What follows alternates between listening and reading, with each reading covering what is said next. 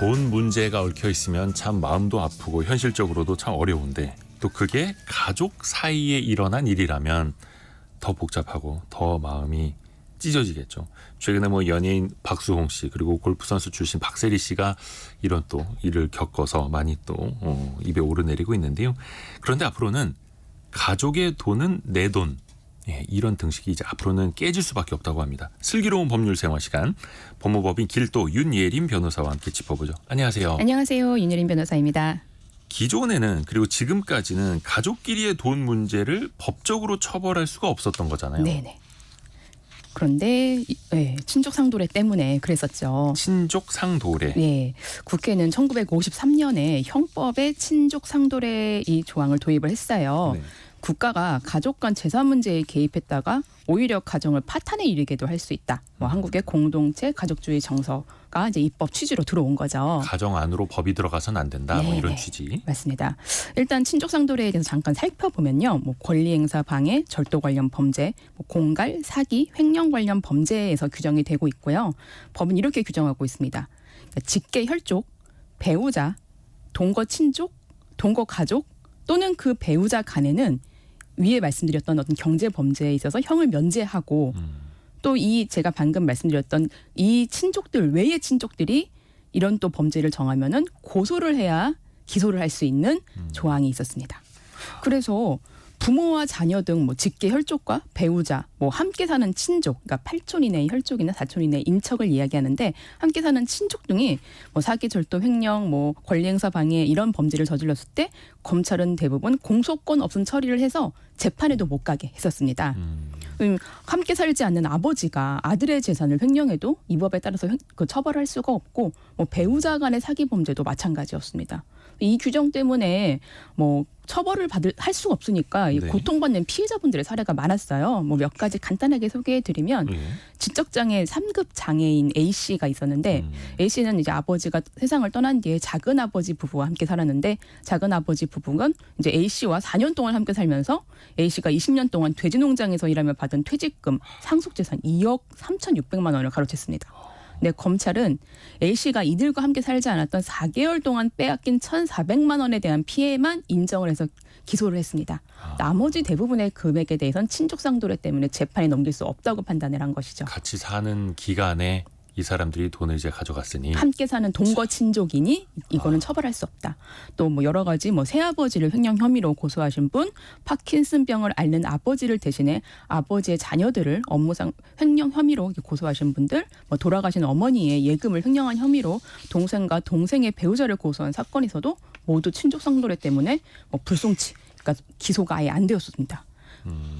근데 이제는 이런 식으로 가면 안 된다라는 거잖아요. 그 형법에 친족 상도례를 도입했던 그 시기랑 네네. 지금의 세상은 또 많이 달라졌으니까. 맞습니다. 네. 그래서 얼마 전에 헌법재판소에서 이게 위헌 판결이 나왔던 거고. 네. 그럼 앞으로는 어떻게 달라집니까? 예, 이게 일단은 위헌 판결이, 그러니까 헌법 불합치 결정인데, 네. 요 결정이 난 취지를 불합치. 네. 헌법 불합치는 이제 이 법을 개정을 해라. 그래서 내년 12월 31일까지 개정을 하지 않으면 친족 상도례 규정이 효력을 상실한다라는 이제 그런 결정이고요.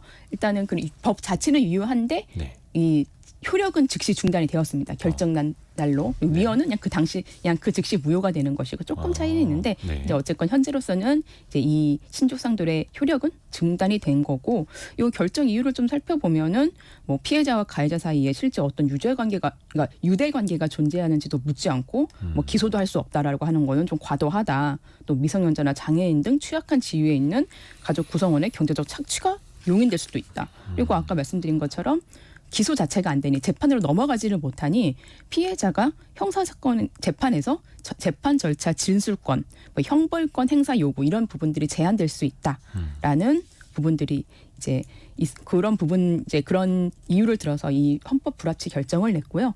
예. 근데 이제 아까 말씀드린 것처럼 동거하지 않는 친족이 저지른 재산 범죄에 대해서는 고소가 있어야만 재판에 올릴 수 있도록 하고 있는데 네. 이게 친고죄라고 하잖아요. 근데 이 친고죄 부분은 합헌으로 일단 결정에 나 있는 상태입니다. 그래서 이 친고죄 부분은 적용이 돼서 규정되고 있습니다. 그리고 이 사례를 많은 분들이 이제 알게 됐던 계기가 개그맨 박수홍 씨 사례잖아요. 네네. 친형 부부가 출연료나 여러 가지 이제 본인의 벌이를 이제 횡령했다라는 거였는데 그러면 이 사건은 어떻게 되는 겁니까? 이번에 헌재의 헌법 불합치 결정하고 어떻게 되는 거죠? 일단은 사건 내용을 좀 살펴보면 박수홍 씨의 형은 아내와 함께 매니지먼트 법인 설립을 했고 동생과 수익 배분 약속 지키지 않고 출연료 등을 횡령한 혐의가 적용되어서 이게 재판을 받고 있죠. 그래서 법인의 자금을 사적으로 상용을 하고 또 허위 직원을 등재해서 인건 및 명봉으로 수억 원을 빼돌렸다. 이런 내용으로 재판을 받고 있습니다. 그래서 네. 친형은 1심에서 징역 2년을 선고받았어요. 근데 여기서 아버지, 그러니까 이 박수홍 씨와 박수홍 친형의 아버지가 이건 자신이 한 행위라고 주장을 했었습니다. 아하. 친족 상도례를 이용해서 아버지는 처벌할 수 없으니 형이 처벌을 받지 않게 하려는 어떤 주장 아니냐라는 이야기가 나왔었습니다. 근데 여기서 이제 박수홍 씨 부친의 주장이 맞다고 가정을 해볼게요. 그러니까 박수홍 씨의 부친이 횡령을 한 게 맞다라고 가정을 하면은 이 헌법 불합치가 지금 헌법재판소에서 나왔으니까 이 네. 효력도 중지되었으니까 부친도 처벌할 수 있는 거 아니냐라고 생각할 수 있는데 네. 그 부친은 사실 처벌을 할 수 없습니다. 이게 처벌은 이제 행위시의 법률에 따르기 때문입니다. 그러니까 이 이미 횡령이 지나간 일이어서. 횡령이 있었을 때는 친족 상도례의 효력이 있었으니 이걸 이제 소급해서 할 수는 없는 처벌할 거라서 수는 없는 거여서. 맞습니다. 그리고 또 박세리 씨 사례에서는 그 재단을 통해서 아버지를 고소한 것 아닙니까? 네, 맞습니다. 이 경우에는 그러면 친족 상도례는 어떻게 적용이 되는 거예요? 일단은 먼저 친족 상도례가 적용되는 범죄냐 아니냐부터 따져야 됩니다. 네. 박세리 씨가 아버지로 고소한 주요 혐의는 일단 사문서 위조입니다. 아까 말씀드린 것처럼 뭐 권리행사 방해, 절도 관련, 뭐 공갈, 사기, 횡령 관련 이런 사건에서 이제 친족 상도례가 적용이 되는데 사문서 위조는 이 범죄에서 일단 빠져 있었습니다. 그래서 애초부터 친족 상도례가 적용되는 범죄는 아니어서 그냥 돈을 가져다 쓴 게 아니라 사문서를 위조한 혐의이기 네. 때문에 박세리는 친족 상도례에 이번 결정과는 상관이 없고 그리고 또 아까 말씀 주신 것처럼 고소한 주체가 박세리 씨 개인이 아니라 박세리 희망재단이라는 재단이었어요. 네. 그래서 친족 상도례가 해당되지 않습니다. 아하. 그리고 또 간혹 이제 그 연예인들 관련 기사들도 이런 것들이 나오고 공직자들 관련된 내용들도 종종 나오던데 자녀 이름으로 돈을 빌린 부모들이 많지 않습니까? 자녀가 유명인일 경우에 네네. 내 자식이 누군데 네네. 걔가 갚아줄 거야. 내가 좀 급히 좀 쓰자 이런 식으로. 그러면은 이런 경우에 부모의 돈을 자녀가 대신 갚지 않아도 된다라는 걸까요? 네. 갚지 않아도 됩니다. 사실 이거는 뭐 친족 상도례와 상관없이 과거부터 갚지 않아도 되는 거였는데요. 원래도? 네네. 연예인들 가족 뭐 비투 논란 때문에 뭐 절연했다 뭐 이런 네. 얘기 들으면 안타깝잖아요. 근데 이게 갚을 능력이 없는데도 거짓말을 하거나 뭐 유명인인 자식이 대신 갚아줄 거라는 식으로 이제 이야기를 해서 돈을 받아서 편취했다. 라고 하면은 당연히 사기죄로 처벌이 가능합니다. 이때는 피해자가 가족이 아니라 피해자가 다른 사람인 거잖아요. 네. 제3자인 거잖아요. 그래서 이거는 그렇죠. 뭐 처벌이 가능합니다. 뭐 가족이 아닌 그러니까 당사자가 아닌 이상 가족의 채무는 변제할 의무가 없습니다. 이게 민법에서는 이제 부부의 일방이 가족을 꾸려나가면서 일상가사에 대한 계약을 하고 채무를 졌다면 이에 대해서는 부부의 다른 일방이 책임을 져야 한다는 내용은 있습니다. 근데 뭐 이런 부분을 제외하고는 뭐 다른 가족의 채무를 변제할 의무는 전혀 없습니다. 그래서 뭐 채무자의 가족이나 지인에게 돈을 갚으라고 연락하거나 뭐 방문하거나 뭐 이렇게 요구를 하면은 과태료나 벌금형, 징역형으로 처벌도 가능합니다. 그리고 돈 빌린 사람의 명의가 아닌 가족의 재산은 압류도 불가능합니다. 그래요. 그 유명인들 같은 경우에는 본인의 명예가 이제 훼손이 될까봐 그냥 암암리에 대신 돈을 갚아주고 이런 경우도 좀 있었는데 원칙적으로는 대신 갚아줄 필요가 없다. 안 갚아줘도 된다라는 거고. 근데 이게 또 너무 빡빡해지는 것 아닌가라는 걱정도 들어요. 뭐 예를 들어서 부부 사이에도 공동으로 재산을 같이 모아나가고 있는데 한 사람의 동의 없이 한 사람이 돈을 뭐 쓸 수도 있는 거고 네네. 투자를 할 수도 있는 거고 그러다가 나중에 다시 채워넣을 수도 있는 거잖아요. 네네. 그럼 설마 이런 부분까지도 나중에 문제가 될 수도 있을까요? 예, 좀 이런 부분도 문제가 될 수 있습니다. 뭐 배우자가 급한 일 때문에 말을 하지 않고 뭐 지갑에서 뭐 돈 몇만 원 꺼냈다. 뭐 이래도 사실 뭐 절도죄가 성립이 가능할 것 같고. 뭐 친족 상도례가 이제 사라지면. 네네. 또 부모님께 월급 맡기고 용돈 받았었는데 부모님이 그 돈을 다 써버렸다. 뭐 이런 사실 내용도 커뮤니티에 많이 나오고 있잖아요. 이러면은 또 횡령죄가 성립될 수 있을 것 같아요. 하지만 이제 이 친고죄라는 부분은 아까 살아있다고 말씀드렸잖아요. 그래서 직접 고소가 있어야 성립을 할 것 같습니다. 저도 뭐 어릴 때 엄마 지갑에서 뭐 100원, 200원 꺼내 쓴 적 있는데 과거에는 죄가 아니었지만 지금은 죄가 될 수 있습니다. 야, 그러니까 이게 세상이 더 팍팍해지면은 심지어 왜 가족들 사이 그런 거 있다 하더라고요. 감정 싸움 때문에 아주 소액으로도 그냥 소송을 걸어버리는. 네, 맞습니다. 혹시나 또 그런 부작용이 생기지 않을까 걱정이 들기는 합니다만 어찌됐든 친고죄 네네. 본인이 직접 고소를 해야 된다라는 거고, 만약에 이제 본인이 번 돈으로 가족 중에 누가 재테크 투자를 했다. 네네. 그래서 뭐 성공할 수도 있는 거고 실패할 수도 있는 네네. 건데, 그러면 이제 그 책임이라든지 아이고 이것도 굉장히 복잡해지겠는데요. 네, 사실 성공했을 때는 문제가 안 되는데 실패했을 때 문제가 됩니다. 이게 사실 이게 문제가 많이 되는 게 뭐 이혼 소송에서 또는 이제 빚내서 투자를 했다가 못 갚고 있을 때 다른 이제 채권자로부터 이제 요 채무에 대한 변제 압박이 들어올 때 이 문제가 됩니다. 그래서 아까 말씀드린 대로 이제 부부 일방이 가사를 위해서 이제 했던 계약으로 발생한 채무라면은 다른 일방이 이에 대해서 연대 책임을 져야 되는 부부 일상 가사 책임이 있는데,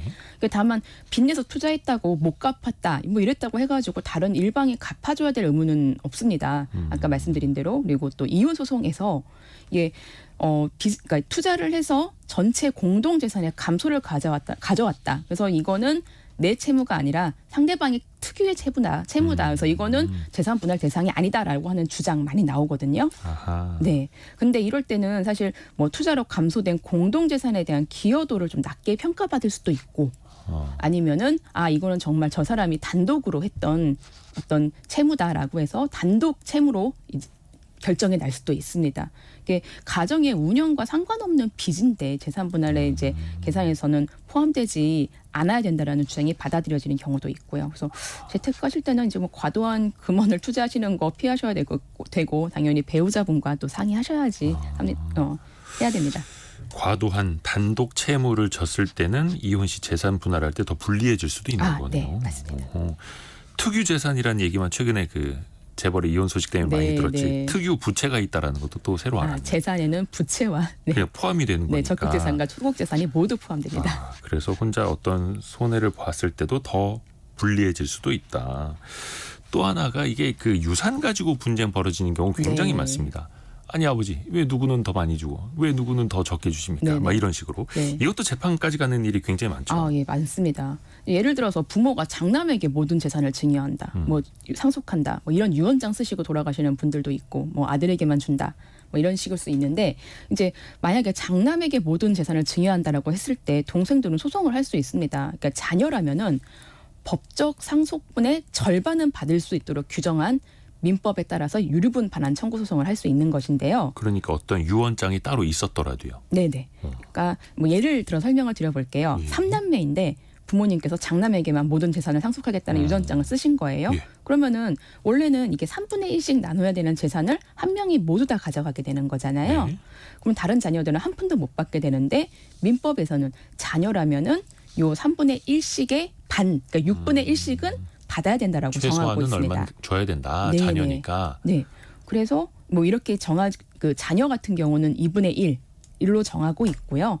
또 배우자도 2분의 1, 그리고 직계 존속은 3분의 1로 정해져 있습니다. 이런 기업 또 이런 유류분 반환 청구 소송이 있을 수 있고, 또 기업은 따질 수도 있는데요.